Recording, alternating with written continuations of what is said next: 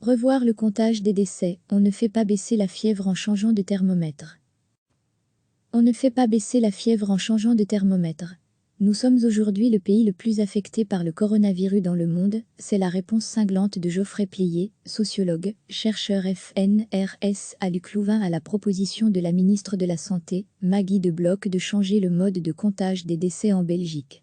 Contacté par nos soins, nous lui faisons remarquer que le comptage du nombre de décès appliqué, actuellement, en Belgique n'est peut-être pas le plus approprié car il reprend, dans les maisons de repos notamment, des personnes qui ne sont pas nécessairement mortes du coronavirus. Mais il nous rétorque, la manière de comptabiliser les décès est à mon avis, en Belgique, la plus appropriée. Lorsque les médecins soupçonnent des décès liés au coronavirus, comme nous le faisons en Belgique, cela nous permet d'avoir une meilleure représentation de l'ampleur de la pandémie et donc d'évaluer les moyens à mettre en œuvre pour la contenir. Selon ce sociologue, la Belgique s'est focalisée, pendant trop longtemps, sur le taux d'occupation des hôpitaux et du nombre de lits occupés aux soins intensifs. Et elle a négligé les maisons de repos. Il constate, nous ne leur avons pas donné les moyens de combattre correctement cette épidémie. 69% des décès, aujourd'hui, surviennent dans les maisons de repos. Les directeurs des maisons de repos se plaignent de devoir agir à l'aveugle. Il est indispensable de fournir très rapidement la possibilité de tester en masse et régulièrement les pensionnaires et le personnel, si nous voulons avoir une meilleure image de l'évolution de l'épidémie. Pendant plusieurs semaines, les maisons de repos étaient invisibles dans les chiffres et puis, soudain, les chiffres sont tombés d'un coup. Il y a un effet de rattrapage depuis 2 semaines.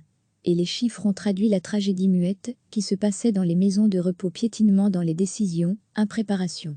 Cet expert a calculé que si le nombre de décès total en Belgique ne nuise pas en tête des classements mondiaux, nous sommes devenus, proportionnellement au nombre d'habitants, le premier pays au monde touché par l'épidémie devant l'Espagne, l'Italie et la France, avec 419 décès par million d'habitants. Mon propos est d'alerter sur la gravité de la situation et de pointer un hiatus entre 2 indicateurs, le nombre élevé de décès liés au coronavirus dans notre pays et le taux d'occupation des unités de soins intensifs.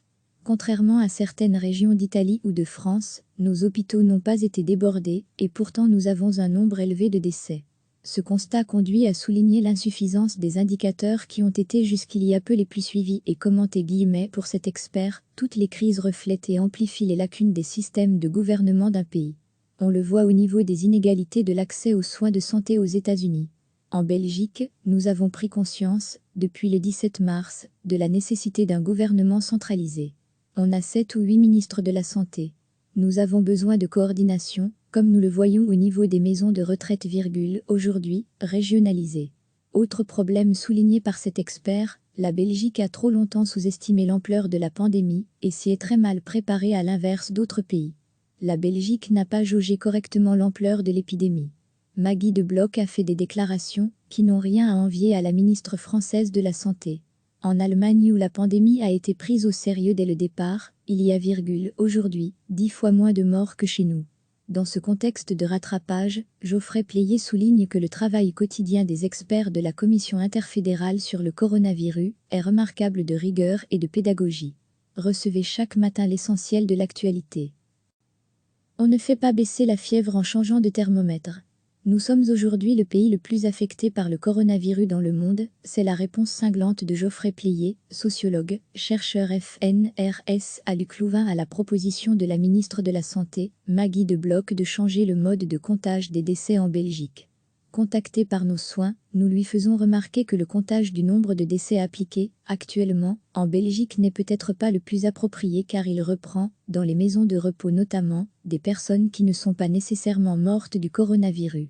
Mais il nous rétorque, la manière de comptabiliser les décès est à mon avis, en Belgique, la plus appropriée.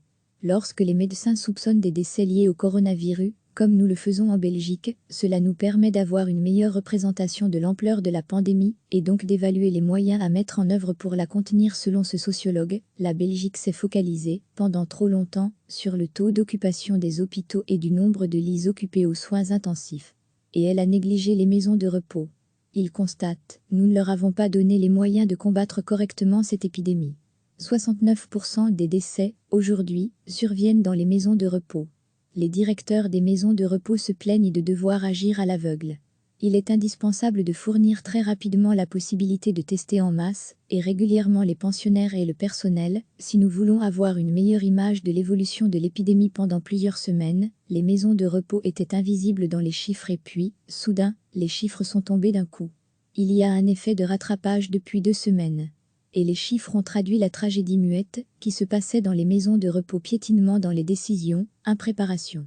Cet expert a calculé que si le nombre de décès total en Belgique ne nuise pas en tête des classements mondiaux, nous sommes devenus, proportionnellement au nombre d'habitants, le premier pays au monde touché par l'épidémie devant l'Espagne, l'Italie et la France, avec 419 décès par million d'habitants. Mon propos est d'alerter sur la gravité de la situation et de pointer un hiatus entre 2 indicateurs, le nombre élevé de décès liés au coronavirus dans notre pays et le taux d'occupation des unités de soins intensifs.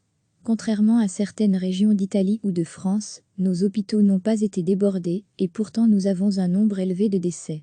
Ce constat conduit à souligner l'insuffisance des indicateurs qui ont été jusqu'il y a peu les plus suivis et commentés.